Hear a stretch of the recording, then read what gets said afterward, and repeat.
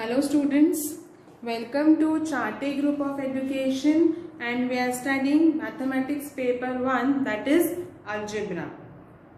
In the last lecture, we have started with our second lesson, that is real numbers.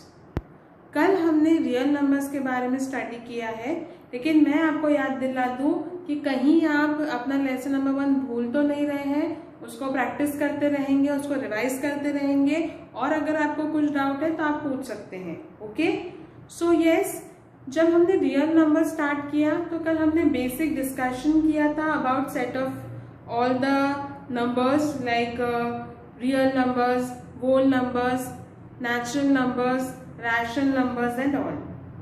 उसके बाद कल हमने importantly ये समझे थे कि रैशनल नंबर्स जो होते हैं वो सेट को हम डिनोट करते हैं Q से, और जो रैशनल नंबर का सेट होता है वो सेट हम कैपिटल Q से डिनोट करने के साथ साथ एलिमेंट्स जो होते हैं वो P बाय Q के फॉर्म में होते हैं. एलिमेंट्स कौन से फॉर्म में होते हैं? P बाय Q के फॉर्म में एलिमेंट्स होते हैं. ये जो P बाय Q के फॉर्म में एलिमेंट्स होते हैं यानी न्यूमरेटर अपॉन डिनोमिनेटर के फॉर्मेट में, जिसमें Q should not equals to 0. हमने और ये भी बात की थी कि जब हम रैशनल नंबर्स के बारे में बात करते हैं वो टाइम पे जब हम डिवीजन की बात करते हैं तो जब हम डिवाइड करते हैं तो हो सकता है कि आंसर एक स्टेप पे जो क्वोशंट है वो रुक जाए. ऐसा हो सकता है, लेकिन ऐसा नहीं भी हो सकता है, क्योंकि हो सकता है कि आंसर रिमाइंडर 0 ना आते हुए आंसर चलते जा रहा है, चलते जा रहा है और चलते जा रहा है. तो हमने बात की थी इस पे से, ये दो रिजल्ट्स पे से हम आए थे टर्मिनेटिंग टाइप पर. तो टर्मिनेटिंग टाइप में अगर वो कंप्लीटली डिवाइड हो जाता है, रिमाइंडर 0 हो जाता है, डिवीजन स्टॉप हो जाता है, मतलब वो रैशनल नंबर है टर्मिनेटिंग टाइप. कैसा है? Terminating type.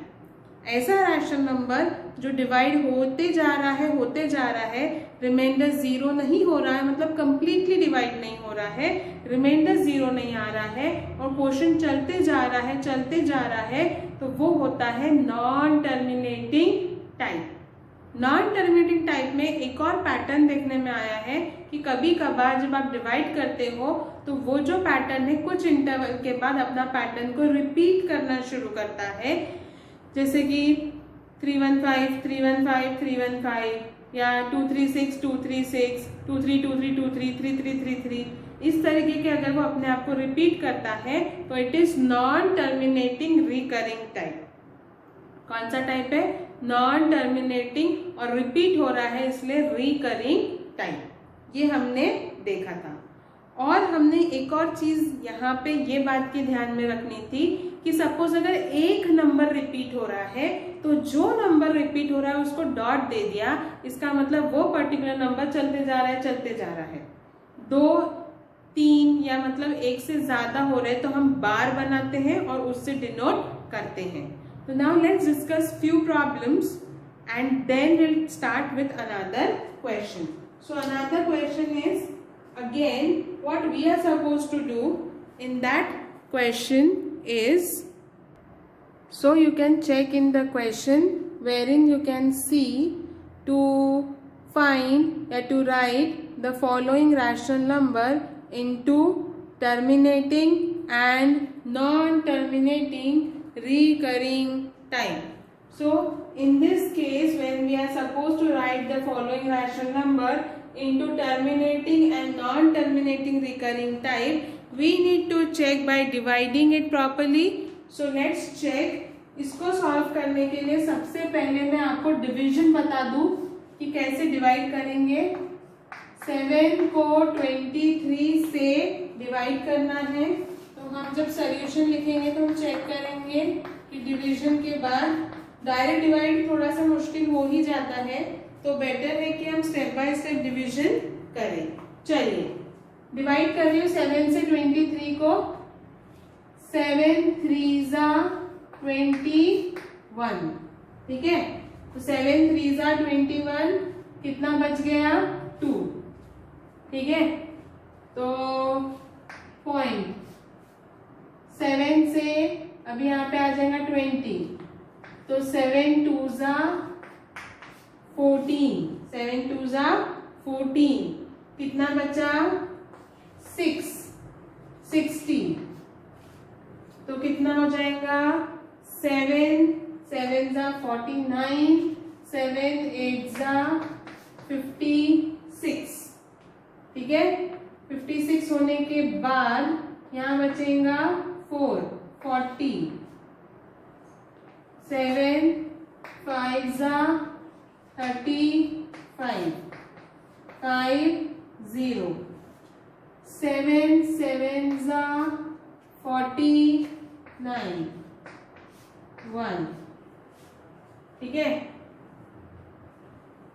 0, 7 1 ज़ा 7, 3 30, 7 3 ज़ा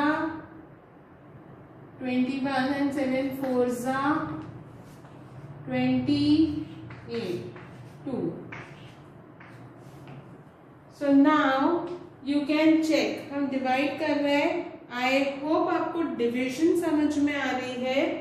तो जब मैंने इसको डिवाइड करना शुरू किया कि किस तरीके से डिवीजन होता है, क्या बच रहा है, पॉइंट लिया है, 0 0 आया है, पर मेरा 20 आ गया जो कि यहाँ पर 20 है। मतलब 20 के बाद वापस 14, फिर 60 बचेगा, 56, फिर 40, फिर 35, 50, 49। मतलब ये गाड़ी चलते जाने वाली है। तो जब मैं 4 करूंगी तो 20 के लिए मुझे 7 2 ज़ा 14 करना पड़ेगा, यानी यहाँ पे 2 आने वाला है।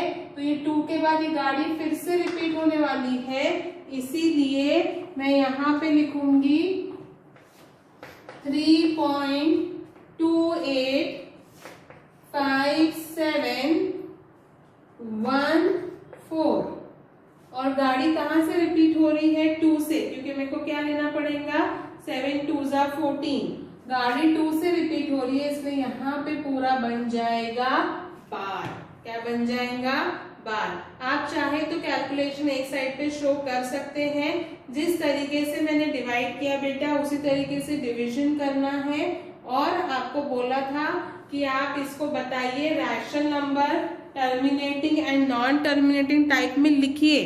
तो आपने एक्चुअली उसको लिख दिया है। आपने वहां पे क्या किया है, बार बना दिया, मतलब ये समझ में आएगा कि ये कैसा है, नॉन टर्मिनेटिंग रिकरिंग टाइप। आपको चाहिए तो आप मेंशन भी कर सकते हैं वहां पे कि this is non terminating recurring type. Therefore, this is non-terminating recurring type. Non-terminating recurring type. मैं आपको एक और चीज बार बार क्लैरिटी के साथ बता दूं कि डिवीजन करना बेटा आपके हाथ में है। आप अभी 9th स्टैंडर्ड में गए हैं, आपको डिवीजन आती है, प्रॉपर डिवाइड करेंगे। सिर्फ जहां से गाड़ी रिपीट हो रही है बार वहां से देना है। अगर 8 से रिपीट होती तो मैं 2 को बार नहीं दी रहती और मैं 8 को बार दी रहती। इसका मतलब ये खत्म होने के बाद वहां से गाड़ी वापस से शुरू हो रही है। सिंगल अगर टर्म रिपीट होता है तो हम डॉट देते, एक से ज्यादा रिपीट हुआ तो हम बार देते, जहां से रिपीट हुआ वहां से बार देते। ठीक है बेटा, तो दिस वे, क्योंकि ये चल रहा है तो this is non terminating recurring type. Okay, दूसरा क्वेश्चन देखेंगे बेटा, 127/200। इसको डिवाइड करती हूँ। सो 127/200 का हम डिवीजन देखने वाले हैं कि कितना आता है। तो अभी हम चेक करेंगे। ये यहाँ पे 127 छोटा है 200 से, 0 127.0, एक पॉइंट ले लिया, 0 आगे 1270, यानी ऑलमोस्ट 1200 के आसपास। सो क्योंकि बाकी का 1400 आएगा तो 6 ज़ा 1200, 0700, एक और 0 आएगा, 2 3 ज़ा 6, सॉरी 2 3 6 आ गया 600। 700 में से 600 गए 100, एक और 0 आएगा 5 1000 एंड 0। ये कंप्लीटली डिवाइड हुआ और आंसर यहाँ का खत्म हुआ, इसलिए इसका आंसर आएगा 0.635। Okay, answer is 0.635। सो जब आपने डिवीजन किया इट इज 0.635, तो जब आप डिवाइड कर रहे हैं तो ये जो डिवीजन है वो स्टॉप हो गई है, मतलब ये जो टाइप रहेगा वो कैसा रहेगा, दिस इज टर्मिनेटिंग टाइप। कैसे टाइप करेंगे बेटा, ये terminating type. Okay, so this way आप ये डिसाइड कर सकते हैं। मैंने एक एग्जांपल आपको टर्मिनेटिंग टाइप का दिया और एक एग्जांपल टर्मिनेटिंग रिकरिंग टाइप का दिया, उस हिसाब से नॉन टर्मिनेटिंग रिकरिंग टाइप का दिया, उस हिसाब से आप बचे हुए क्वेश्चन सॉल्व करेंगे और उसकी प्रैक्टिस करेंगे और आइडेंटिफाई करेंगे कि टर्मिनेटिंग टाइप है या नॉन टर्मिनेटिंग टाइप है। तो इसी टाइप का क्वेश्चन है, लिखेंगे एज ए डेली टास्क में लेना है बेटा। पिच लिख लो 25/99, 23/7, देन 4/5। 23/7 अपना हो गया है, 4/5 एंड 17/8। क्या लेंगे तो 17/8। So these are 3 questions which you are supposed to take and which you are supposed to identify it as terminating or non-terminating recurring type। ठीक है बेटा, आपका सारा खेल डिवीजन का है। प्रॉपरली डिवाइड करेंगे, डिवाइड करने के बाद अगर रिमाइंडर 0 आ जाता है, डिवीजन स्टॉप हो जाती है, तो it is terminating type. Division continue है और हो सकता है कुछ इंटरवल के बाद अपना पैटर्न को रिपीट कर रहा है। जहां से भी रिपीट कर रहा है वहां बार दीजिए, सिंगल टर्म रिपीट हो रहा है डॉट दीजिए और कहिए कि it is non terminating recurring type. रुक भी नहीं रहा है और अपना मेथड को रिपीट कर रहा है। इसके बाद हम देखेंगे दूसरा टाइप का question. So student, check the next type of question. Write the following rational numbers in P by Q form. अभी तक आप क्या कर रहे थे, रैशनल नंबर दिया था और आप इसको क्या कर रहे थे, ये देखो वो जो क्वेश्चन था हर एक क्वेश्चन 1 मार्क के लिए आएगा। तो आपको जनरली वो क्या करते हैं, ऐसे 2 एग्जाम्पल देते, 1-1 मार्क के लिए पूछते, ठीक है। तो एक साथ 2 मार्क के लिए नहीं आएगा, एक बार डिवीजन करके डॉट है बार है लगाइए, एक साथ 2 पूछा 2 मार्क, पर हेड 1 मार्क रहेगा, ठीक है। उनको एमसीक्यूज में डालना है तो 1 मार्क के लिए आपको एमसीक्यूज में डाल सकते हैं। और सेकेंडली उनको अगर प्रोसीड करना है तो वो टाइप में वो क्या कर सकते हैं, ऐसे 2 क्वेश्चन आपके सामने दे सकते हैं। अब ये जो क्वेश्चन है आपके सामने, ये आपको 2 मार्क्स के लिए पूछते हैं। Right the following rational numbers in P by Q form. हम जो कर रहे थे उसका उल्टा, हमें वो रैशनल नंबर देते थे, हम डिवाइड करते थे, फिर हमें लगा तो हम टर्मिनेटिंग और नॉन टर्मिनेटिंग में उसका मतलब बताते थे। यहाँ उन्होंने ऑलरेडी हमें दिया हुआ है और अब वो हमको बोल रहे चलो P by Q में निकालो, तो उसके लिए अलग से मेथड है। मेथड को समझेंगे और उसके हिसाब से काम करेंगे।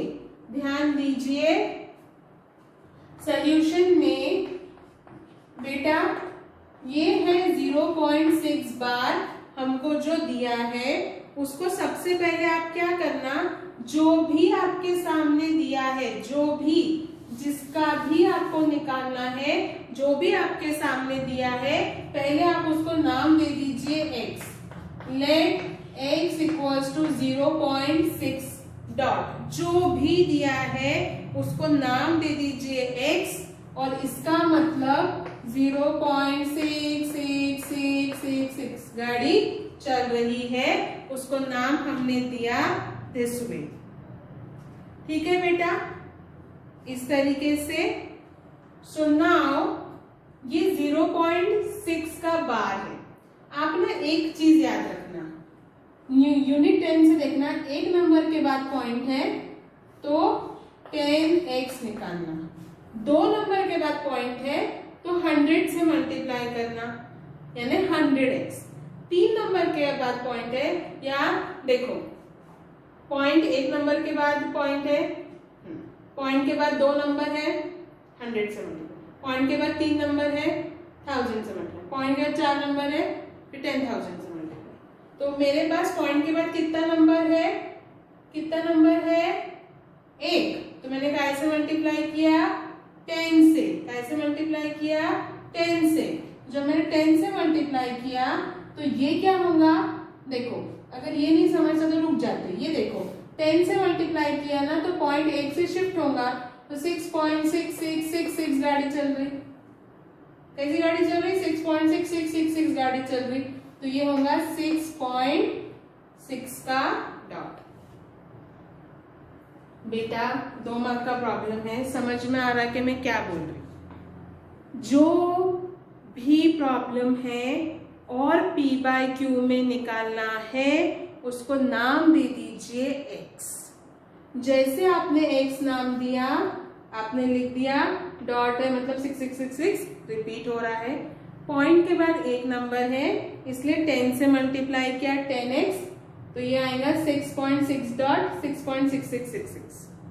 ठीक है, अब देखो मैं क्या कर रही हूं, माइनस करना है, लेफ्ट को लेफ्ट से माइनस, राइट को राइट से minus, therefore 10x minus x equals to 6.6 bar minus 0.6 बार या डॉट।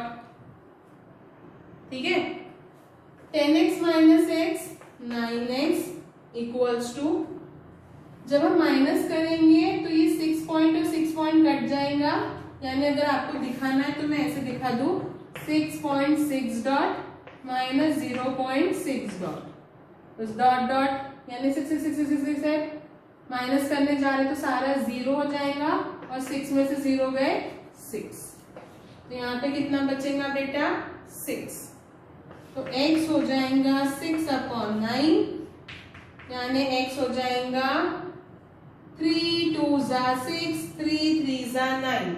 जब आप 2 को 3 से डिवाइड करोगे तो आपको समझेगा कि आंसर 0.666666 आता है।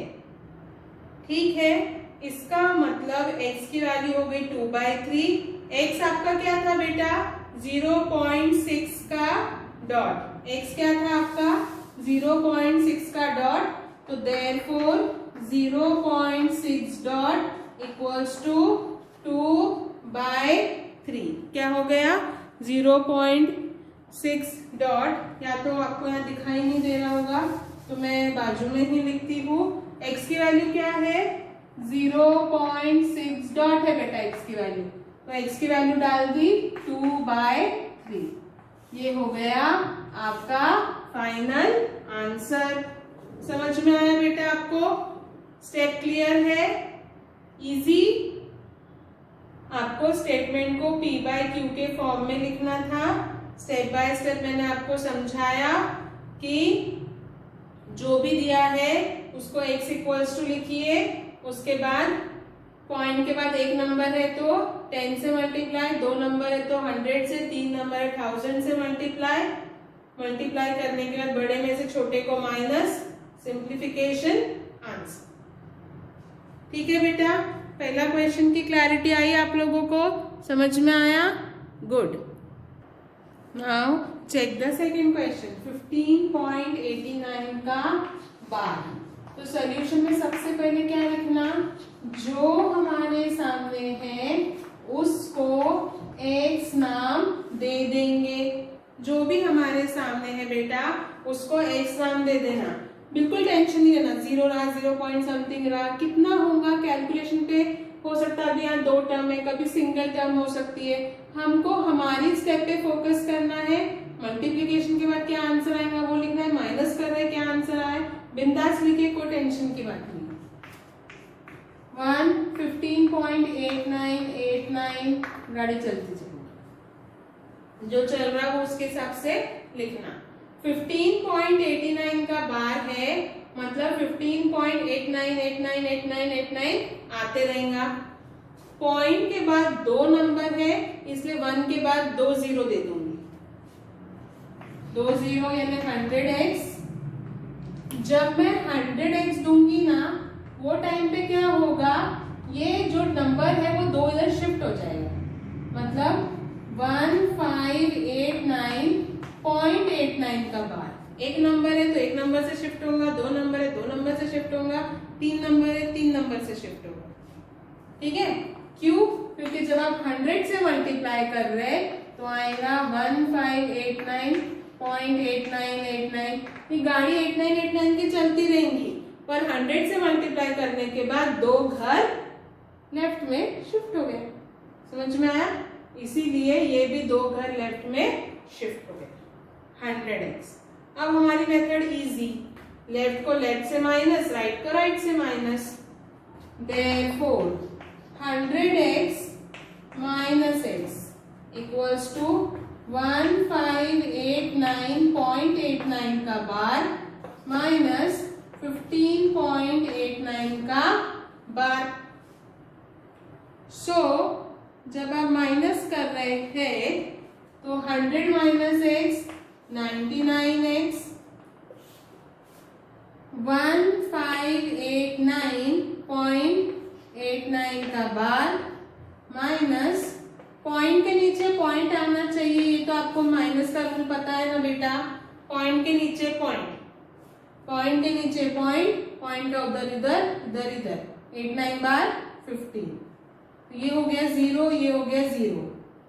9 में से 5, पॉइंट के नीचे पॉइंट, 9 में से 5 गए 4, 7 में से 1 गए, सॉरी 8 में से 1 गया 7, 5 1, 1574।